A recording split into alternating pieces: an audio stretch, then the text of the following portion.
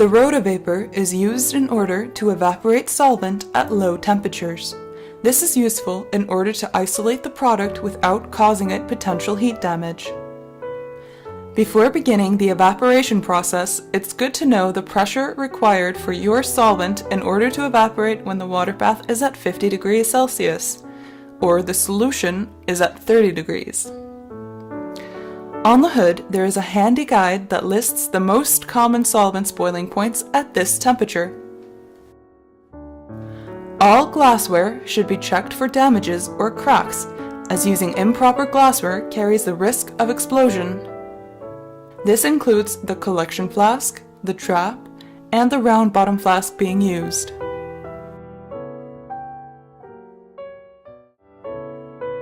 The solution that is to be evaporated should be placed in a round bottom flask. It is important to make sure that the volume of the solution does not exceed half of the flask's volume.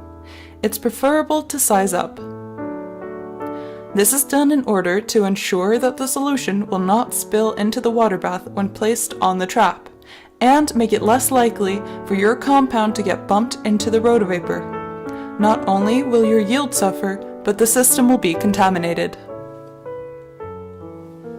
The water bath is filled with ionized water, making sure that all the solution in the flask is submerged in the water. When setting up the rotavapor, there are several components that need to be set up before the process can start. These are the cooling, pump, pressure, heating of the water bath, and the rotation. The cooling system is the first thing you turn on and the last thing you turn off. It consists of tubes that run from the faucet to the rotavapor and into the basin. The cooling is imperative for the function and safety of the device.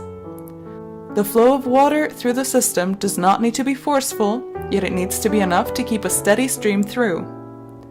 The gaseous solvent is cooled down and collected in the collection flask at the bottom. If this isn't done, it's possible that the gas will travel to the pump via the tubes and condense there, causing damage to the device.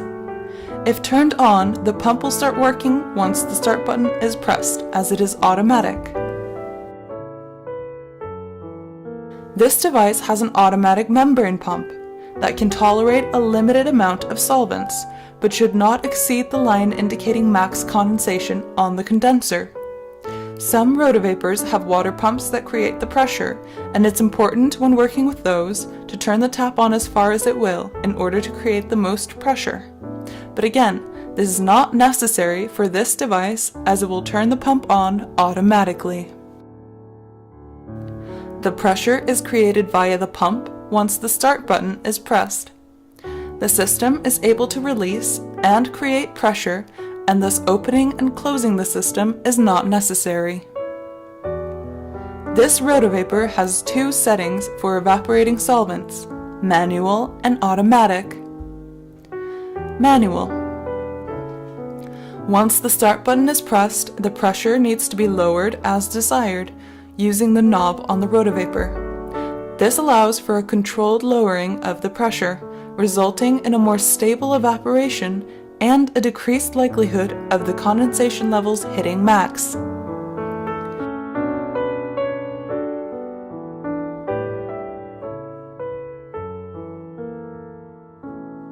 Continuous.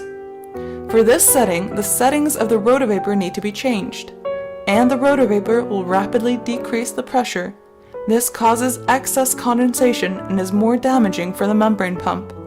Therefore, being patient and using the manual method is better for the longevity of this rotavapor. The heat of the water bath can be adjusted but is usually set to 50 degrees Celsius, and the solvent list provided on the hood is according to that temperature. Rotating the solution is important so that it will heat and evaporate evenly. Using the rotation greatly improves the heat transfer coefficient and increases the surface area the solution has. A study published by Bushi shows that increased rotation equals increased evaporation, but it is advised not to exceed a speed of 250 rounds per minute due to an increased likelihood of mechanical failure. The trap is used in order to minimize product loss, as the product that gets bumped into the trap can be rinsed out and back into the round bottom flask.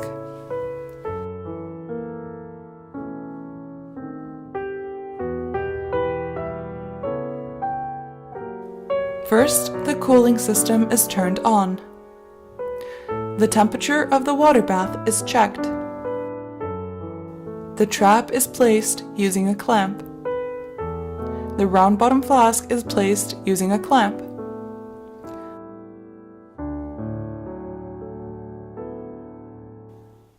Rotation is activated. The flask is lowered into the water bath.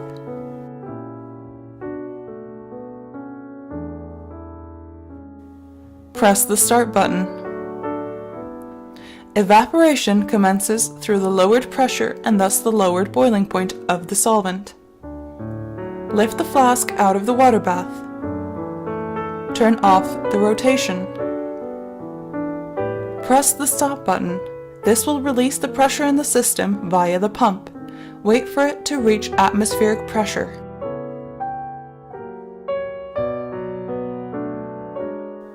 Remove the clamp and the flask from the Rotavapor. Stop the cooling system by turning off the tap. Make sure to remove the collection flask and remove its contents into the proper sorting. Container B is for solvents containing halogens, and Container H is for solvents that do not. A more thorough guide can be found near the exit of the lab.